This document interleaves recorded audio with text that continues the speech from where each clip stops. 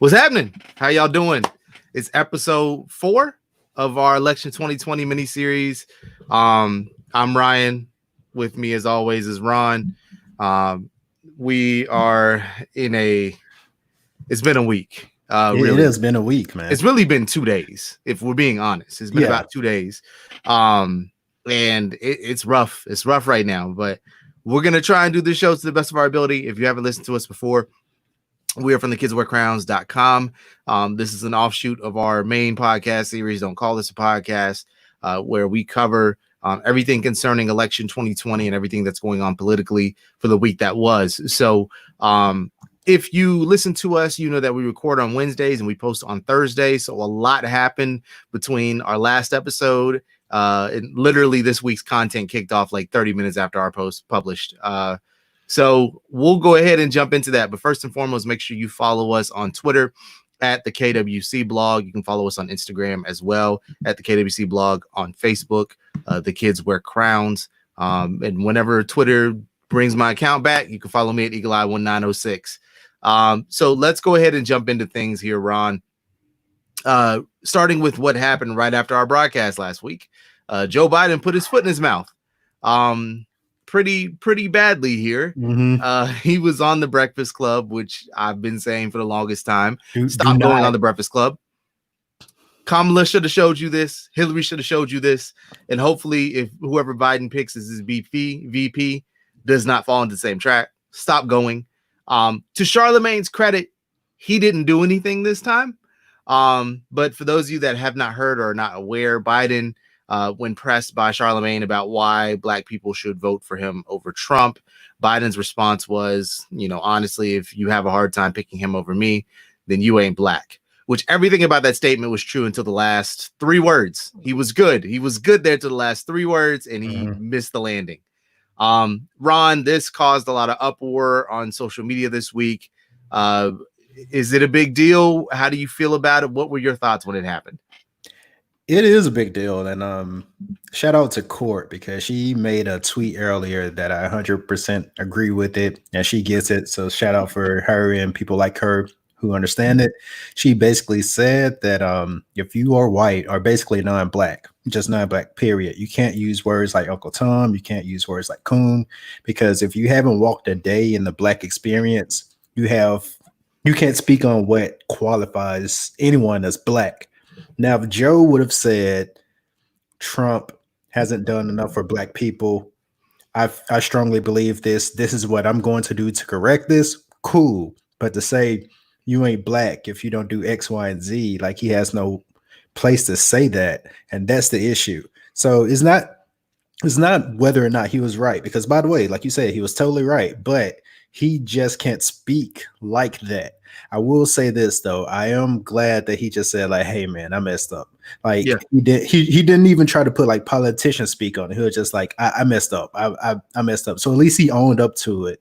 Because I think he realized that, like, immediately, like, okay, this is one I wish I had back, because that was bad. Like, it's just bad. Like, his surrogates tried to cover for him too. And like, I'm with you. I'm glad he apologized. And like I said, he was good up to those last 3 words. He could have said, then you haven't been paying attention, or then you haven't, there's a lot of words he could have said other than you ain't Black. That was probably the worst thing he could have said in terms of the context of the conversation. I'm also of the belief that he's got to do a better job in those spaces of actually actively talking up his points, right? I listen to a lot of this is the political nerd in me, but I listen to a lot of Pod Save America, and they make the point all the time that these politicians need to go on the shows that don't talk politics, right? Those of us that listen to things like Pod Save America or tune into MSNBC, CNN, or listen to other political podcasts. Those of you that are probably listening to this, you're in tune to an extent more so than a lot of other people. And so, it's good for Biden to go on things like, as much as we joke about it, the Breakfast Club, or Jesus and Miro, as he's scheduled to do this week. But what he's got to do is present why Trump is so dangerous. Why is he the better alternative? Because a lot of people right now are feeling down about his nomination, regardless of the circumstances that led to it. And I've said time and time again on Twitter and on here that it wasn't some grand conspiracy. It was a particular crowd that swept Biden into power, and people should respect that. But at the same time, Biden has to respect that he's not being given anybody's vote. As much as it should be a shoo-in that he's the far better candidate, he still has to go and appeal to people. So, I think in the context here, where he really missed, aside from saying what he said, is not presenting the idea of what he's trying to do. Along those lines, my favorite way to contextualize what happened after this is the classic, I know you ain't laughing. Conservatives tried to mock Biden about what he said, particularly Black conservatives, but we'll get to them in a second.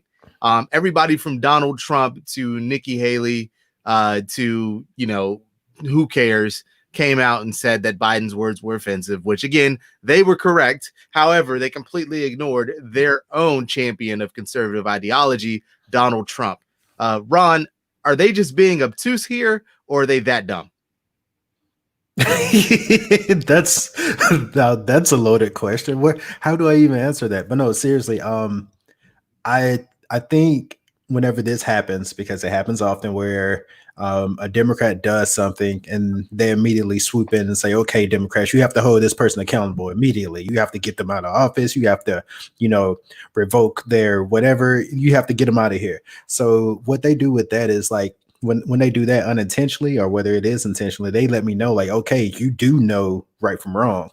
You do know, what is offensive and what isn't. But what you don't care about is accountability when it comes to your party. As long as there's an R next to this person's name, you won't care.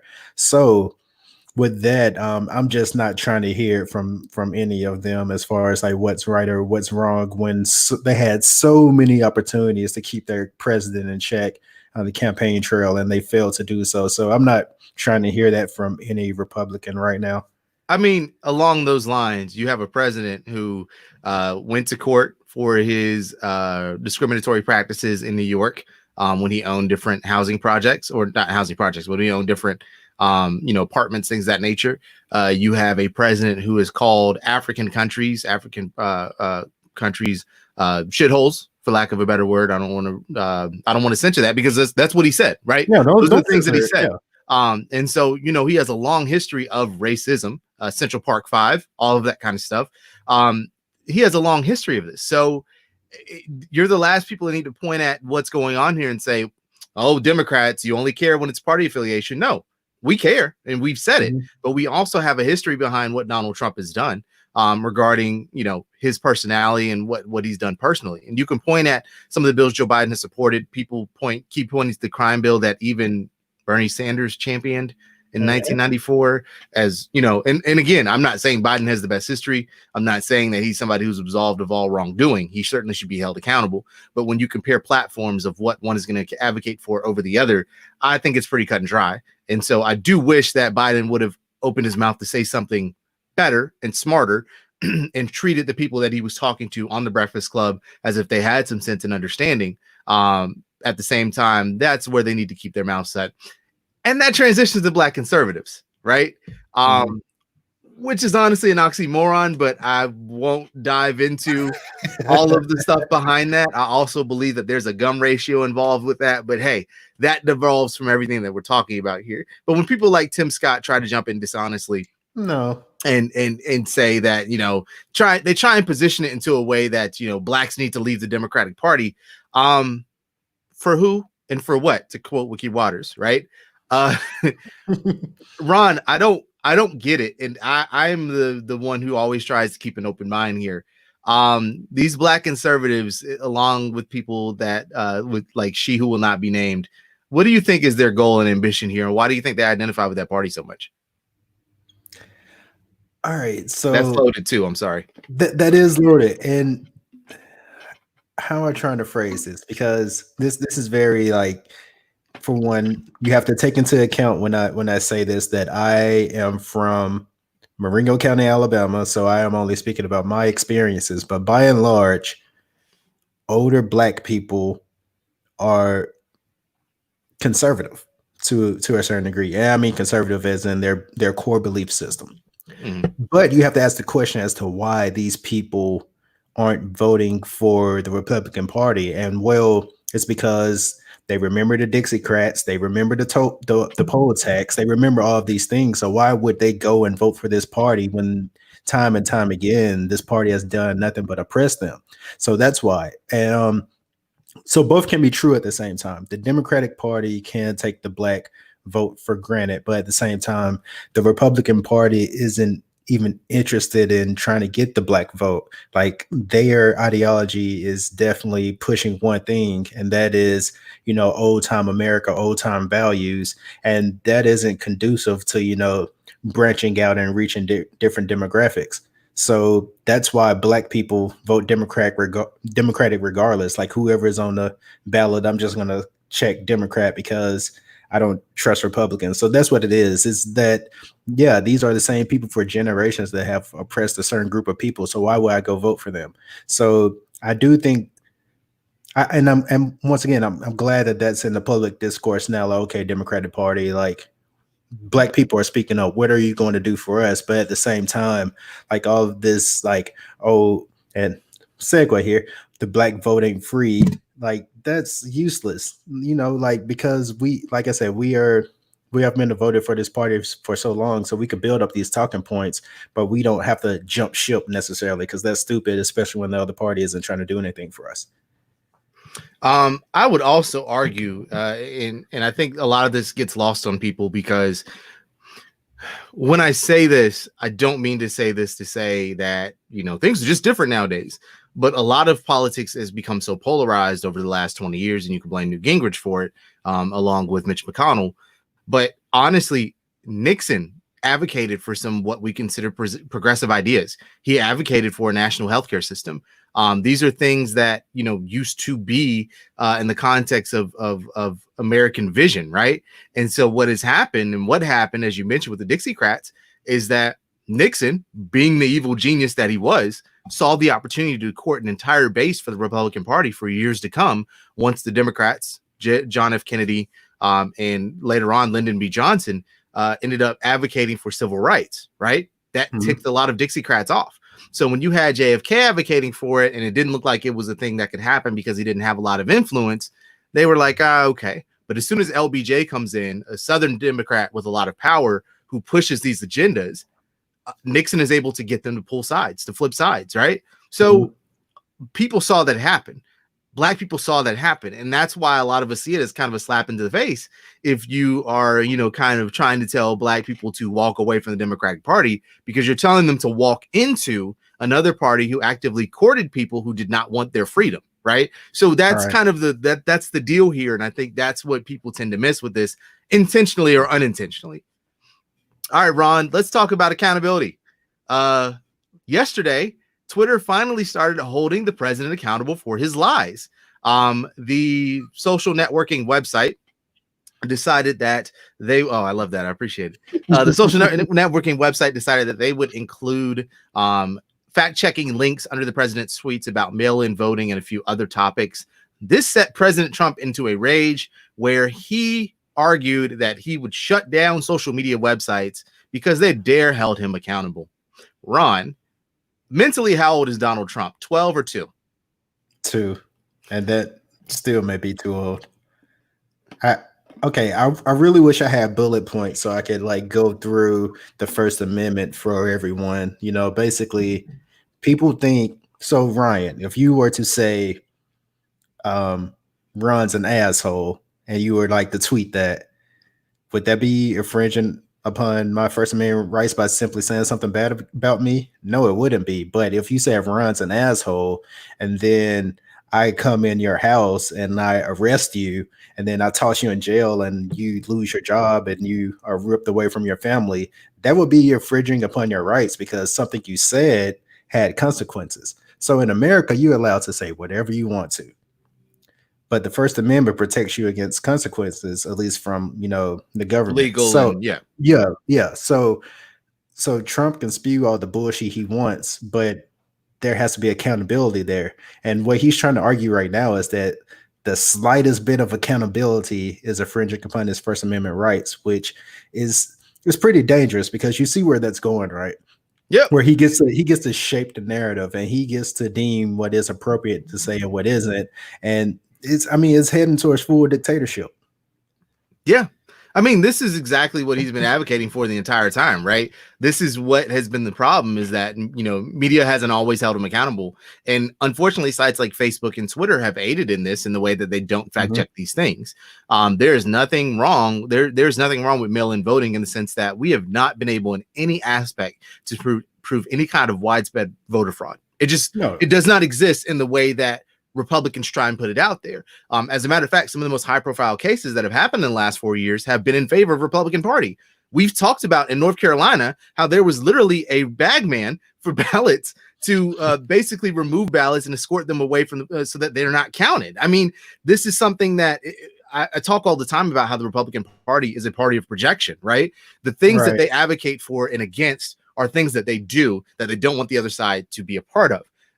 When the Democratic Party, or when people advocate for mail-in ballots, especially at this point in time, I saw the Crypt Keeper Kellyanne Conway on TV talking about how, you know, well, you stand in line for cupcakes and muffins. Well, at the same time, ma'am, we're not standing in line with 1,200 of our other neighbors at one point in time at one location, because, by the way, in places like Milwaukee, you've shut down all but one polling site. These are the things that add up to create a lot of chaos and deter people from voting, or in this case, going to get a lot of people sick.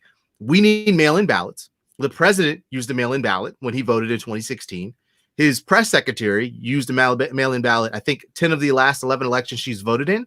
So these things do not cause chaos. The issue is they know that access to voting and making it easier for people to vote has more of a chance of them losing power. And that's what it boils down to. If you had widespread mail-in ballot voting in Georgia, Stacey Abrams would be governor. If you had widespread mail-in voting ballots in 2016, it's likely that Hillary Clinton is president. So they understand this and they know this.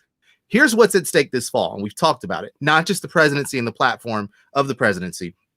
The Senate can easily be flipped. And I know a lot of us are saying we're trying to have that cautious optimism, but there are a lot of dies that line up to say that the Democrats are going to take the Senate if everything goes the way that it's going right now. There's a lot of things that line up and say that we'll maintain the House, if not have a stronger hold on the House. So having all three chambers allows us to, in some time, undo the damage that he has done, peel back these tax cuts in terms of being able to start taxing the upper class, the value that they should be taxed, and among with a few other things like maternity leave, stronger healthcare system, things like that. So they know that they're going to lose out on these things. And that's why it's so bad for Trump that fact checking is finally happening, that people are being loud and vocal about, his lies. This is what should have been happening 4 or 5 years ago. And I'm not going to applaud Twitter for doing the job they should have done, but I'm glad they're finally doing it. Because here's the thing that Facebook and Twitter let slide. Basically, when you have a high profile office like the presidency, like there's a certain level of gravitas that comes with that. Like you're supposed to believe that, hey, if the president says something, I can kind of believe it. I mean, it might be bullshit, it might be not, but I can kind of believe it. So when he's saying these things, like he was just feeding people lies. And I think, and once again, I'm not going to, how am I trying to say this? I'm not going to basically make an excuse for grown people to allow themselves to be basically have their minds changed. But at the same time, if they keep getting fed the same rhetoric, of course, they're going to believe it. So at the very least, what they should have done is say, okay, this is definitely false information and it's being spread intentionally, because everyone gets things wrong every now and then. But it's one thing to have something in place and say, okay, he is intentionally spreading false information. You cannot view this tweet anymore. And I mean, it's way too late for that, but I'm glad something's in place now. I mean, and he's just going to have to deal with it. Yeah, he's going to have to deal with it. He's going to have to keep melting down. Trump knows that the one thing he had to maintain this presidency is to have a strong economy. It's why he ignored COVID-19. It's why he's gone about things the way that he has over the last few months. He knows that was his only shot. And now, because of the downturn that we're in, a lot of his stuff is being exposed, right? As Joe just said in the chat, this is what happens when you put a used car salesman in charge. They don't know how to handle real pressure. They don't know how to handle these actual issues that are coming about, right? He didn't know how to do all of this. He was waiting on people to write policy for him, and he served as a figurehead. He just wanted to go to rallies and hear people clap and cheer and applaud for him. That's all he wanted to do. So now he's in a situation where he has to actively lead. He doesn't know how to do that. He tries to spread lies to buy himself more time. And now he's being fact checked by the one place that he thought he could go in and spread those lies with no issue. So now he's having a complete and total meltdown. And I love to see it. All right, moving on. Ron, Diddy, and several other celebrities are trying to now leverage the black vote. Diddy was on a stream with Naomi Campbell a couple weeks ago saying that, the black vote is not for sale and it's not automatic. Ice Cube has recently said other similar comments. And so, in these trying times, we have an important election coming up. Is now the right time to really be trying to leverage the black vote, so to speak? All right, I'm going to tell you a story. It's from the 2004 Democratic National Convention. Of course, that was John Kerry, but there was a speaker there, and Diddy introduced the speaker. And once the speaker left the stage, Diddy interviewed the speaker. He was like, wow, man, I feel energized. You are the future of the Democratic Party. We should really start promoting you and, start pushing you to be the head of the Democratic Party. By the way, that guy is Barack Obama. So I say that to say this, like, he knows how this works. And if you want to be in on the ground floor grooming candidates, then you do that. If you want to hold like nominees like accountable, you have town halls, you have debates. He has the capital to do that. He has an entire channel where he could have had a debate or a town hall and ask people these questions, but to wait until all of those people are knocked out of contention and you have one person standing and then to say the black vote ain't free, like there's some dissonance here. Like, why are you waiting until now to say this? And true, like Joe does need to be held accountable. What are you going to do for black people? But it seems very unnecessary now when you had opportunity to do that, X amount of months ago. Like, why are you just now doing this? It makes no sense to me. Yeah. And I mean, again, along the arguments with Biden, and we'll get to this in a second with everything that's happening. He's largely been silent over the last 24 hours. And this has been one of those times that, if you're going to be an advocate for that community, for our community, if you're going to try and run yourself on the platform of, I really am here to support the black community, this is time we need you to speak out. But we'll get to that in a second. But my thing with Diddy and Ice Cube and a lot of these celebrities that are doing this, and with all respect to people like Ice Cube, now is not the time, right? Like, you had a primary with 20 something challengers where you could have coordinated with the DNC. You have the power, you have the money, you have the leverage, you have the platforms to collaborate with the DNC, to hold debates that are specific to black issues, to bring these candidates to places that are important in black communities, to rearrange the way the primaries are handled. You have that kind of influence and you didn't use it. You waited to the last minute. And that's why it kind of seems disingenuous, because at the end of the day, for Diddy and Ice Cube, or for celebrities like that, it really doesn't matter who's president. It's not going to affect them. It's not going to affect it's not going to affect their day to day. Right. No matter who's the president. Like, they're still black in America and everything like that, but people know who they are. They're protected by name recognition and celebrity to an extent. And so they have the room to be able to say, if they wanted to come out and say, I don't know if I'm voting for Biden because, blah, blah, blah, it doesn't affect their day to day. So it's really harmful for them to come out and say these things, because you're going to have a lot of people who look up and listen to them who are going to kind of feel the same way. And while, again, that's totally fine to feel like the Democratic Party it does not deserve our vote or is not owed our vote, because they're not, we also understand how the system works with these two parties, and that you cannot make the change that you're trying to advocate for now. The time is not. The time is not now. It's not now. There's not time to make that change. You know how the system works, so you know that you can't do that right now. And that's what seems really dishonest about it, because It just seems like you're trying to do this for your own attention or clout, even if that's not what you're trying to do. That's the way it comes across to people who are really involved in this whole process. It's like, and by the way, this is a terrible analogy, but it's like Property Brothers when they show the couple the plan, and they're like, okay, this is how your kitchen is going to look, and then last minute you see the wife come into the kitchen, she's like, you know what, I kind of want that Subway towel.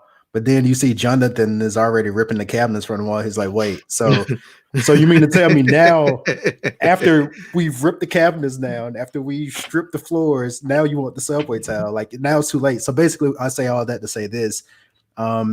People of like that type of influence, people who have that type of power, like, they can shift this conversation if they wanted to. Now isn't the time for that. They could have shifted it months ago. They should have shifted it a year ago. Exactly. That, you know, if you wanted to, we had 3 candidates that were on stage that were actively pushing for reparations or a reparation study of some kind, and actively pushing for studies to advance the Black community in the ways that we've been left behind. You had Tom Steyer, who was open and actively saying reparations needs to happen. You had Marianne Williamson and all her kookiness that was out there saying reparations needs to happen. You had Elizabeth Warren, who was actually devising plans for climate change, to address climate change that included the Black community, because as she put it, Black people have been left behind by economic policy. So when those 3 candidates existed, along with people like Jay Inslee, along with people, you know, like Michael Bennett, who wanted to, you know, be able to do things like increase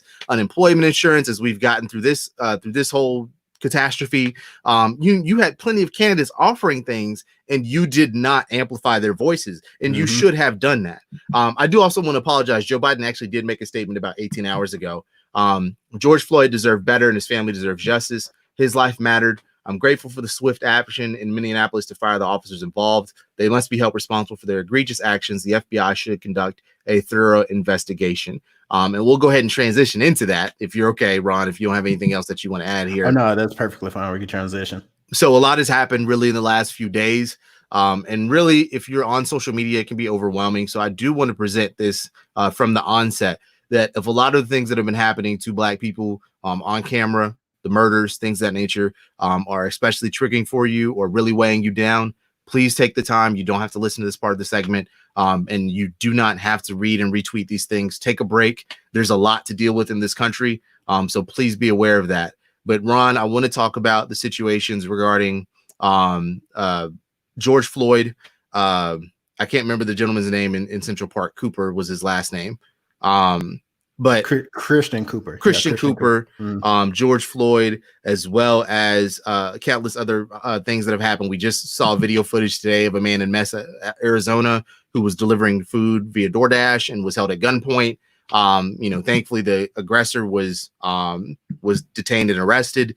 But there's a lot happening, and particularly I want to talk about first the George Floyd incident, where he was murdered by Minnesota police officers who were since let go.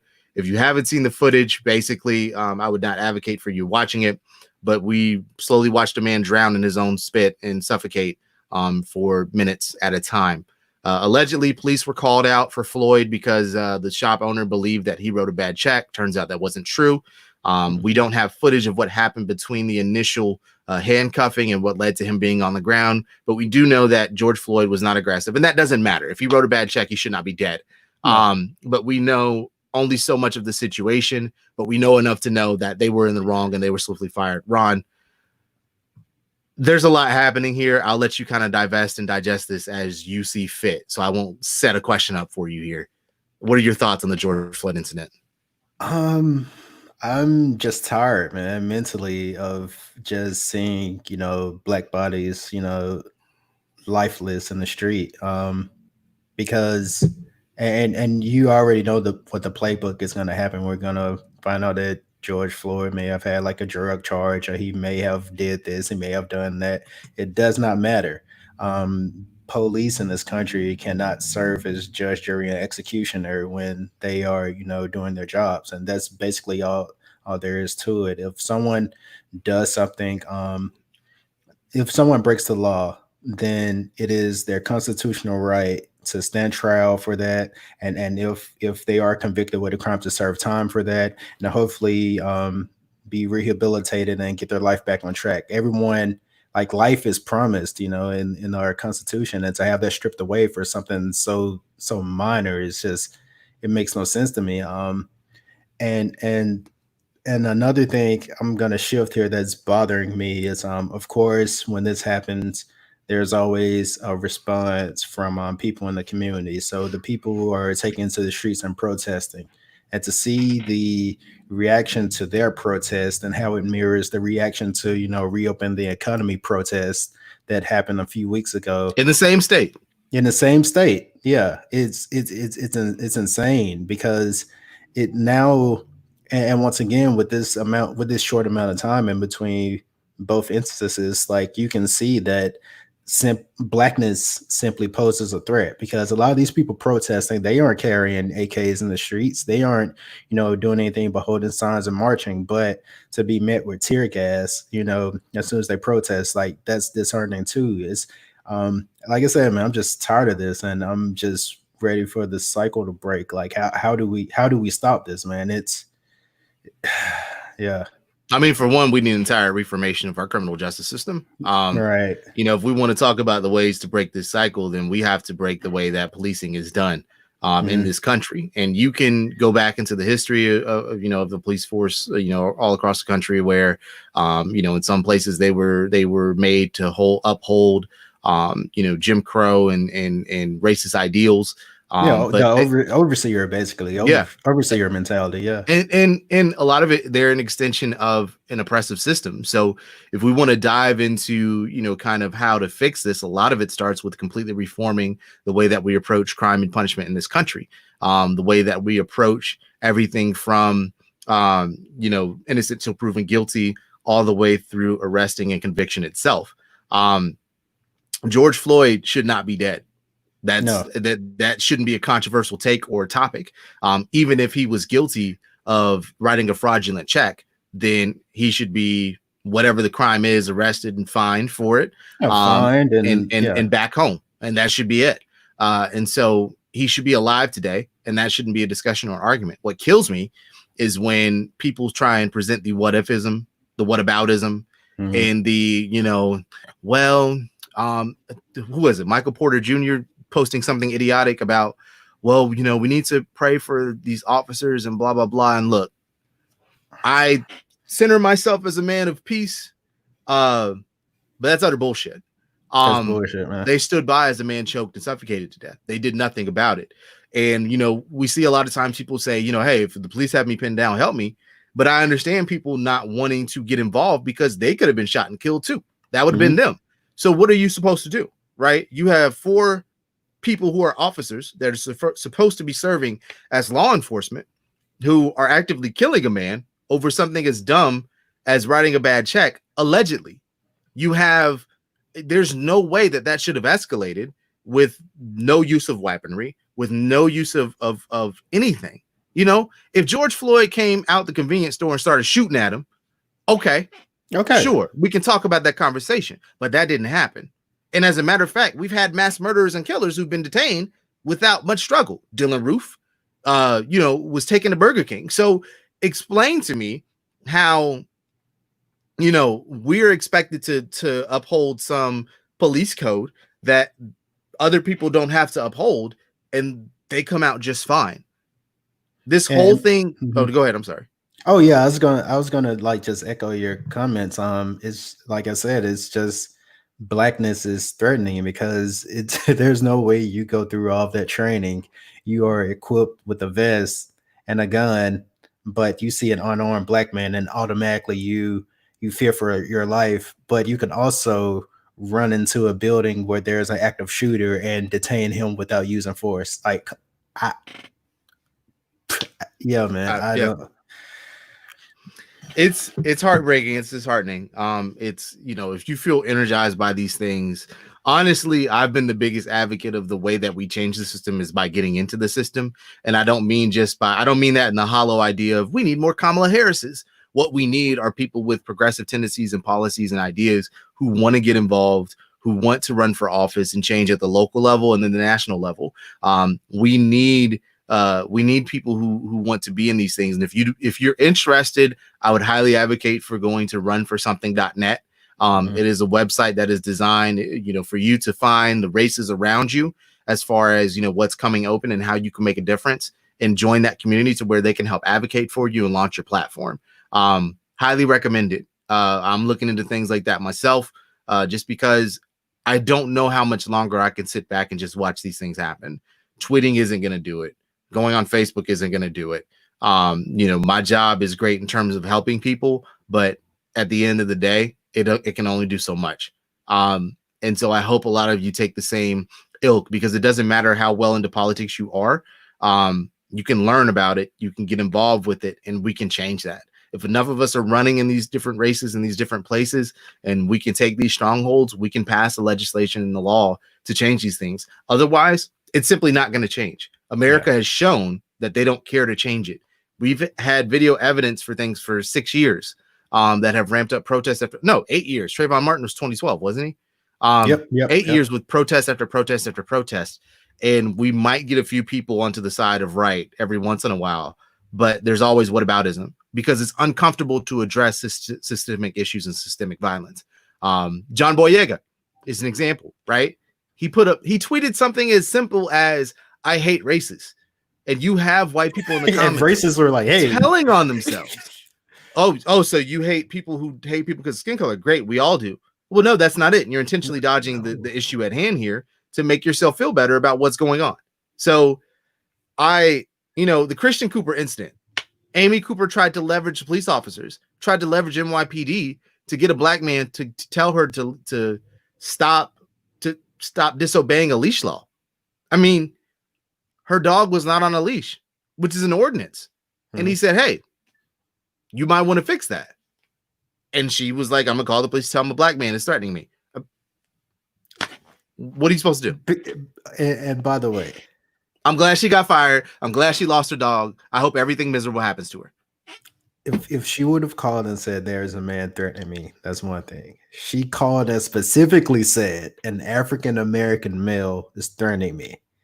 Imagine how much that has happened. Like, I just think back to what's her name? I think her name was like Mary Bryant, the accuser of Emmett Till, and basically how she just crafted the whistling incident to have this teenage boy dragged out of his house. Like, how many times have that happened where a white woman, and yes, we have to have these conversations. I know they're uncomfortable, but you have to specifically say a white woman has called and said, "Hey, there's this black man and he's threatening me. He's threatening my life."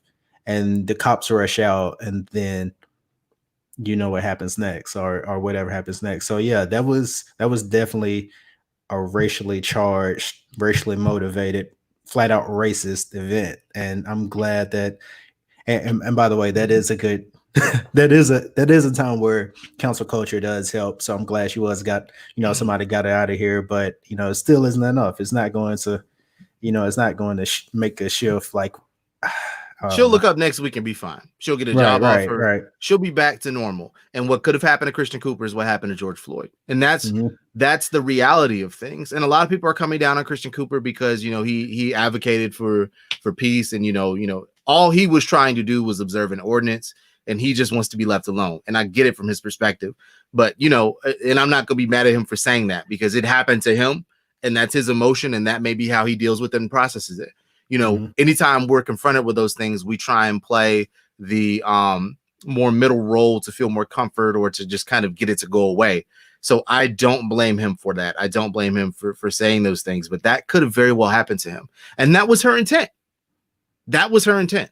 George Floyd was her intent. And I hope she's reminded of that every single day. So one thing I didn't put on here that we can touch on real quick, the VP sweepstakes keep on changing for Biden. Keisha Lance Bottoms keeps on circulating in here as a dark horse VP candidate. I just would like your comedic takes about having a vice president named Keisha and how America would react to that in this day and age. If there's going to be like catfish plates at the inauguration, like I'm there. Like, if she's cooking, I'm there. But no, seriously, it would be odd having a VP named Keisha Lance Bottoms from Atlanta as the VP. I mean, like I said before, I'm with it. Like, so if she's being vetted and considered, I think that's great, and I think it's one step closer to like what we need. And so yeah, I'm all for that. All right. Well, I just wanted to posture that out there. It has nothing to do with anything we talked about. I wanted to end on a light note. I do want to say for everybody out there, a lot of this stuff is hard to watch, man. It's really hard to watch. And I really want you all to keep your mental health intact. Do what you possibly can if you have access to therapy, to engage with a therapist, to meet with a therapist. I highly advocate if you have one around you, if you can find one, to find a Black therapist, somebody who can really dial in and understand the struggle that you're dealing with. Not to say that white therapists can't do that. There are some that are really able to take that in stride and really kind of work with you in that sense. But if you can find somebody who really, regardless, can help you through these kind of things, then please do. If you're feeling inspired and wanting to run for office, runforsomething.net is the website. I will post it several times on our Twitter account here in the next few days. At the KWC blog, Ron, if you want to put that on our cryon, our fancy cryon, at the KWC blog, hashtag free Eagle Eye 1906. But also, I really, really push that you all find a way to get involved, whether it's donating to a Senate race or a House race, or it's just, personally taking up office yourself. It might be too late for 2020, but 2022 is coming. So let's make the push. Let's do what we need to do. Ron, any final words? Yeah, I just like to say that video is still going to be circulating a couple of days, and while it is important that people need to know what happened, I just like to say, try your best not to share that video, because like I said, people have different thresholds as to what they can handle. So just be considerate and just simply don't share that video. I watched it without even realizing what I was watching, and like I said, it's hard to watch. So yeah, just be mindful of that. You may be able to handle it, but other people, like Ryan said, may not be in the mental space to handle that. So just be, considerate when talking about these things, because like I said at the end of every episode, we want to put these things on the table and talk about them, but just be mindful of what you're sharing. Yeah, absolutely. Talk to your children. Hug on your children. I know as soon as I get my kids from my parents' house, I'm going to be hugging on them and loving them. It's a lot. It's really a lot. So just do whatever you can. Again, runforsomething.net. Follow us on Twitter and Instagram, and on Facebook. Next week, I didn't even share this with Ron, but I'm going to go ahead and throw it out there. Terry and Long, who runs the foundation of City to City, which is kind of a Black political activist network, is going to be joining us for an interview. So he wants to. I reached out to him. Full disclosure, he's frat. So hey, that's cool. That's cool. Full disclosure, but he's a good guy, really trying to just kind of get something going, get people engaged in activism in their community. So he will join us next week, whether it's live or not. We don't know. It depends on where my kids are. But we will see. So for Ron, I'm Ryan. You all take it easy. Have a great week. We'll see you next Thursday. Wednesday.